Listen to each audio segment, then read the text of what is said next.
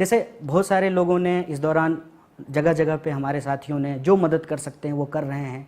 दिन भर हम लोग जो है फ़ोन पर लोगों की मदद करने की कोशिश करते रहते हैं, राशन पहुंचाना, दवाइयां पहुंचाना, लोगों को एक जगह से दूसरे जगह कैसे पहुंचाया जा सकता है उसकी व्यवस्था करना।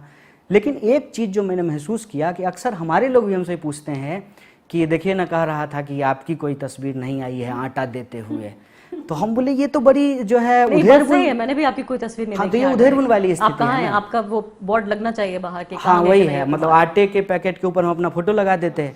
तो मेरा कहना है कि रात को डकैती करें और सुबह में जो है वो पूजा दे दें या दान करें या लोगों को खाना खिलाते हुए मिले, ये धंधा नहीं करना है। ये राजनीति ही अगर करना होता तो हम लोग जो है डिसेंट की लड़ाई और डेमोक्रेसी की लड़ाई और चीज़ों को डेमोक्रेटिक करने की लड़ाई नहीं लड़ रहे। तो कन्हैया ये बताइए कि इस पूरे माहौल में जहां लोकतांत्रिक तरीके से चुनी गई लोकतांत्रिक सरकारें, जिसमें हम बार बार सीना ठोक के कहते हैं हम दुनिया का सबसे बड़ा लोकतंत्र है जो हम हैं, ऐसे में जो तानाशाही प्रवृत्तियां नजर आ रही हैं, जैसे कि कॉन्स्टिट्यूशन अगर पहले से ही कमजोर नहीं कर दिया गया, जो इस पूरे पैंडेमिक को एक तरह से बहाना बनाकर किया जा रहा है, ऐसे में विपक्ष का क्या रोल है, आपके जैसे लोगों का क्या रोल है? देखिए, एक बात तो ये है कि सरकार आज समझे कि कल समझे, विपक्ष आज समझे कि कल समझे। ये जो संकट आज हमारे सामने खड़ा हुआ है, ये लड़ाई एक पार्टी का दूसरे पार्टी के खिलाफ से होने से ज़्यादा ये लड़ाई आज मानव बनाम नेचर का हो गया है। जिस तरीके से हमने नेचर की का हवा निकाला है, उसकी धज्जियां उड़ाई हैं, स्वाभाविक रूप से इस तरह के संकट लगातार हमारे जीवन में पैदा हो सकते हैं। इसीलिए आज हमारा जो पहला कॉन्ट्रडिक्शन है जीवन का, वो बन चुका है ह्यूमैनिटी वर्सेस नेचर। दूसरा ये है इंडिविजुअल वर्सेस स्टेट। मैं ये समझ रहा हूँ कि पोस्ट पेंडेमिक जो सिचुएशन होगा उसमें इंडिविजुअल राइट्स को लेकर के सारे इंडिविजुअल्स को एक नए तरीके का कलेक्टिव फॉर्म करके स्टेट से अपने राइट को लेकर के बार्गेन करना पड़ेगा। वो बार्गेनिंग सिर्फ इस फॉर्म में नहीं होगा कि हमको वोट देने का अधिकार है और हमको सरकार चुनने का अधिकार है, सिर्फ इतनी सी बात नहीं है। इसमें जो आज हमारी नई तरह की ज़रूरतें पैदा हुई हैं, उसमें राइट टू प्राइवेसी का क्वेश्चन है, उसमें जो है हमको फ्री इंटरनेट का सवाल है, उसमें जो है आज फिजिकल लेबर जब कम हो जाएगा और वर्चुअल लेबर की जो है संख्या बढ़ जाएगी तो हमको नए तरह का लेबर कानून का ज़रूरत पड़ेगा। ये तो नया कानून बनाने का छोड़ दीजिए, ये जो पुराना कानून है उसको भी समाप्त कर रहे हैं।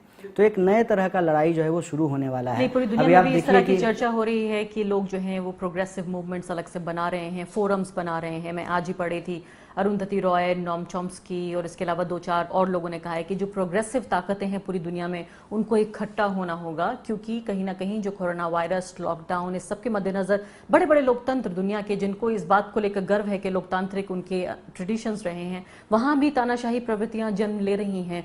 भारत में विद इन इंडिया ऐसी कोई संभावना? पहले ही आ गए थे। हाँ। इसीलिए मैंने अपनी बातचीत के शुरू में ही एक बात कहा कि जो दुनिया की इकोनॉमी का फिनेंशियल क्राइसिस है, जो मार्केट का क्राइसिस है, वो ऑलरेडी दुनिया के अलग अलग हिस्सों में एक ऑथोरिटेरियन पावर को ले आया था। अब वो ऑथोरिटेरियन पावर जो है वो और अपने आप को मजबूत करने की कोशिश कर रहा है इस पेंडेमिक के आड़ में। क्या लोगों की जो असुरक्षा की भावना है इसका फायदा उठाकर? स्वाभाविक रूप से आज जिस तरीके का फियर साइकोसिस है महामारी को लेकर के, जॉब को लेकर के, दूसरी तरह की सिक्योरिटीज को लेकर के, तो उसमें लोग जो हैं वो रिजीम बदलने का रिस्क नहीं लेते हैं। और आप देखेंगे कि जिस तरीके का आज हमारे देश में लोगों के पास इंटरनेट की एक्सेसिबिलिटी है, जो प्रोपेगेंडा का रोल है, तो उसमें आप देखेंगे कि जो अथॉरिटी के पक्ष में बात करने वाले लोग हैं उनका जो प्रोपेगेंडा का कैपेसिटी है वो ज़्यादा पावरफुल है। इसीलिए आप देखेंगे कि सरकार चाहे कुछ नहीं करे लेकिन सिर्फ आ करके कुछ घोषणा कर दे तो उसकी वाहवाही होनी शुरू होती है। मैं तो कहता हूं कि किसी दिन प्रधानमंत्री आ जाएं स्क्रीन पे और कुछ ना बोलें, 2 मिनट का मौन धारण करके चले जाएंगे, फिर भी शाम को पत्रकार ये कहेंगे वाह क्या बात किया है प्रधानमंत्री ने, वाह क्या बात। उनकी खामोशी की ज़बान को समझना चाहिए। खामोशी, उनके चेहरे को पढ़ते हैं आप। माने 20 लाख करोड़ और मंत्रियों की हालत ये है कि उनको ये तक नहीं पता है कि देश में 80 करोड़ परिवार नहीं है देश में 80 करोड़ परिवार होते तो देश की आबादी जो है 350 करोड़ से हो ज़्यादा जाती है, बिल्कुल। इतनी बेसिक जानकारी नहीं है। और आप मुझे बताइए कि कौन सी मिनिस्ट्री कौन सा काम कर रहा है। रही बात आखिरी विपक्ष सवाल, का, हाँ, वही मैं मेरा ये पूछना नहीं है चाहती कि मैं सरकार के ऊपर सवाल खड़ा कर दूं। नहीं, लेकिन अभी 4 साल बाकी हैं। अगर आप अगला चुनाव भी लड़ेंगे तो 4 साल तक क्या करेंगे आप? क्योंकि मसला ये है कि जो विपक्ष की और विरोध की राजनीति है, जो असहमति का पूरा माहौल है, उसे जिस तरह से दबाया जा रहा है, ऐसे में कन्हैया कुमार जैसे लोग कैसे रेलेवेंट रहेंगे? देखिए, सबसे पहली बात तो यह है कि उनको नया तरीका ढूंढना पड़ेगा। ये जो पुराना तरीका है, पुराना स्टाइल है कि जो है 2-3 हज़ार लोग जंतर मंतर पे जमा कर लिए, उसके बाद जो है सरकार पे एक दबाव बना, आपके जैसे जो कुछ चैनल हैं वहाँ पे न्यूज़ कवर हो गया। वैसे भी बहुत सारे जो लोग डीएनए वीएनए करते हैं वहाँ तो न्यूज़ आती नहीं है, जिनका व्यूअरशिप ज़्यादा है। तो वहाँ भी जो है एक्टिविटी आप करते थे लेकिन सरकार के पास पहुँच जाती थी, फिर थोड़ा सा जो है सरकार आगे लोग पीछे, ये चलता रहता था। अब ये पूरा का पूरा तरीका जो है वो बदल जाएगा। लेकिन एक बात ध्यान में रखना पड़ेगा, जो बहुत, इसलिए हम कहते हैं कि हम लोग दो धारी तलवार पे जाकर के खड़े हो गए हैं। बदलना, ये पुराने तरीके काम नहीं करेंगे, नया तरीका हमको ढूंढना पड़ेगा। लेकिन नया तरीका सिर्फ ये नहीं हो सकता है कि आप ट्विटर ट्रेंड चला दें। जैसे मैं देखता हूँ कि किसी चीज़ को लेकर के justice for this, justice for that, वो ट्विटर ट्रेंड आप चला देते हैं, लेकिन जस्टिस उससे इंश्योर नहीं हो जाता है। अगर ऐसा होता तो मैं भी आज जो है ट्विटर ट्रेंड चला देता, भारत सोने की चिड़िया है, कल चला देता जो है कोरोना महामारी भारत में ख़त्म हो गया। अगर ट्विटर ट्रेंड चलाने से कोई चीज़ लागू हो जाएगा तो इसको तोड़ने के लिए, लेकिन पीपल टू पीपल जो कांटेक्ट है इस वायरस ने, तो इसी को बहुत हद तक जो है कम कर देगा। ये मैं तो ये कहती हूँ कि अगले 2-3 साल तक भी एक जो विपक्ष की जो राजनीति रही जिसमें लोगों को इकट्ठा करने का आप जिक्र कर रहे हैं, सोशल डिस्टेंसिंग की वजह से, वो आप तब भी नहीं कर पाएंगे, आप खुद नहीं कर पाएंगे। अगर सरकार ये कल को कह भी दे कि लॉकडाउन खुल गया है, आप मिलिए आपस में जैसे बातचीत करना चाहते हैं, आप खुद भी नहीं कर पाएंगे। देखिए ये संकट है, ये हम मान रहे हैं कि आप कह रहे हैं वर्चुअल नहीं करना चाहिए, फिजिकल आप कर नहीं सकते? नहीं, वर्चुअल तो करना ही चाहिए, लेकिन वर्चुअल आखिरी चीज नहीं है। आखिरी चीज, जब तक आप फिजिकल कुछ नहीं कर पाएंगे, फिजिकल कर नहीं पाएंगे, उसके तरीके ढूंढने पड़ेंगे। उसका तरीका लोगों को इजाद करना पड़ेगा। उस नए तरीके पर गए बिना विपक्ष तो अपना रेलेवेंस को खो देगा। सत्ता का क्या है कि इमरजेंसी मान लीजिए घोषित कर दे, चुनाव ना भी हो तब तक जो है यही इंटरिम प्राइम मिनिस्टर के रूप में काम करते रहेंगे। बाकी मिनिस्टर तो वैसे भी काम नहीं करते हैं, उनकी ज़रूरत भी नहीं है, तो सरकार अपना चलता रहेगा, 1% सेंट्रल गवर्नमेंट। लेकिन जो लोगों के डेमोक्रेटिक राइट हैं वो कैसे वो एक्सेस करेंगे, उसका क्या तरीका होगा। बिजनेस और मार्केट ने उसको आज अडॉप्ट कर लिया है। जैसे जूम पर ज़्यादातर मीटिंग हो रही हैं, जूम पे जो है, जूम पे लोकतंत्र तो नहीं चल सकता, लेकिन जूम पे प्रोटेस्ट कैसे होगा। हाँ। कुछ जगह पे जैसे हमारे यहाँ बिहार में, बेगूसराय में कई सारे मामलों को लेकर के लोग घर में ही एक दिन का उपवास करते थे और उसको जूम पर जो है ज्वाइन कर लेते थे। अगर शराब की पार्टी जूम पे लोग कर रहे हैं तो एक दिन का भूख हड़ताल भी जूम पे लोग कर रहे हैं। लेकिन ये जो हमारा पूरा का पूरा जो ऑनलाइन सिस्टम है, जो डिजिटल सिस्टम है, इस पर सरकार का ज़बरदस्त कंट्रोल है। ये हम लोगों को समझना बहुत ज़रूरी है। इसीलिए मैंने कहा कि पोस्ट लॉकडाउन जो है वो विपक्ष के सवाल भी बदल जाने चाहिए। पहले इकोलॉजी उनके मैनिफेस्टो में सबसे ऊपर होना चाहिए। दूसरा, राइट टू प्राइवेसी जो है उनके मैनिफेस्टो में ऊपर होना चाहिए। तीसरा, फ्री इंटरनेट एक्सेस बिना किसी के कंट्रोल का, कि सरकार को ऐसा नहीं हो कि अपना ट्विटर ट्रेंड ऊपर करा दे, दूसरे का ट्विटर ट्रेंड नहीं। लेकिन आरोग्य सेतु ऐप जो है आपके मेरे फोन में है।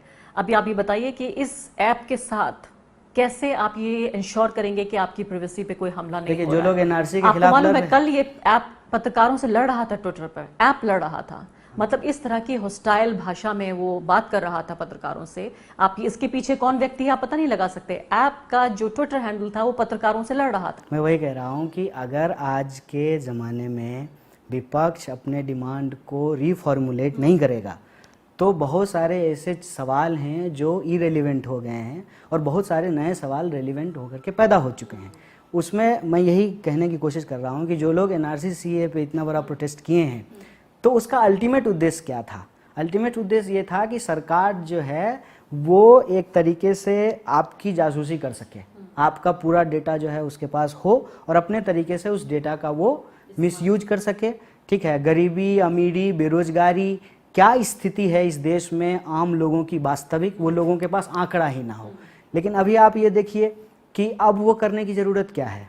जब आरोग्य सेतु ऐप है तो वैसे ही हर किसी का सर्विलांस किया जा सकता है। उसकी कोई ज़रूरत नहीं है। चलिए करिए आखिरी सवाल, बिल्कुल समय नहीं है, कि जो लोकतंत्र का भविष्य है भारत में, दुनिया के सबसे बड़े लोकतंत्र में, वो क्या है बहुत संक्षेप में? देखिए, एक बात तो अभी जितने सारे रिसर्च आए हैं उस पर जो हम लोग समझ पा रहे हैं, दुनिया या तो थोड़ा एनार्किज्म की तरफ भी जा सकता है या फिर दुनिया डिजिटल डेमोक्रेसी की तरफ भी जा सकती है। उसके लिए चैलेंजेस ये हैं कि जो भारत में भी बहुत बड़ा चैलेंज है कि हम फेक न्यूज़ से कैसे काउंटर करें, लोगों के दिमाग में अपने सिटीजन होने का जो कॉन्शियसनेस है, जो चेतना है, उसको कैसे मजबूत करें, सरकार के जो अलग अलग इंस्टीट्यूशंस हैं उसको कैसे और ज़्यादा डेमोक्रेटाइज किया जाए, और जो बेसिक इशूज़ हैं, रोटी, कपड़ा, मकान, शिक्षा, स्वास्थ्य, सड़क, बिजली, पानी और पर्यावरण, इन सवालों पर कैसे सरकार जो है एक साइंटिफिक टेम्परामेंट के आधार पर पॉलिसीज़ बना करके जनता के लिए काम करे। और उसके लिए विपक्ष को भी अपनी एक तैयारी करनी पड़ेगी, नए तरीके से उसको सोचना पड़ेगा। ठीक है, लॉकडाउन की मजबूरी है कि लॉकडाउन में हम नहीं निकल सकते हैं, लॉकडाउन में निकलेंगे तो ये चिल्लाने लगेंगे कि हम ही लॉकडाउन तोड़ दिए, ठीक है, लेकिन लॉकडाउन में निकले बिना हम कैसे अपने बेस को कंसोलिडेट कर सकते हैं, लोगों की मदद कैसे कर सकते हैं, और लोगों की मदद करते हुए सरकार से ये सवाल भी कैसे पूछ सकते हैं कि आपको ये काम इस तरीके से करना चाहिए। ये पॉलिटिकल फ्रेमवर्क। कन्हैया कुमार, आपका कि सरकार को क्या करना चाहिए, इस पर बहुत कम बात हो रही है। विपक्ष को क्या करना चाहिए, क्योंकि सरकार तो हम जान रहे हैं क्या कर रही है, लेकिन विपक्ष भी जिस तरह से लॉकडाउन में चली गई है पूरी तरीके से, ये जो है लॉकडाउन से जरूर उनको बढ़ना होगा। बहुत बहुत शुक्रिया आपका। द वायर के और वीडियोस देखने के लिए सब्सक्राइब करें और बेल आइकन पर क्लिक करें। स्वतंत्र पत्रकारिता की आर्थिक मदद करने के लिए डिस्क्रिप्शन में दिए गए लिंक पर जाएं और अपनी राशि चुनें।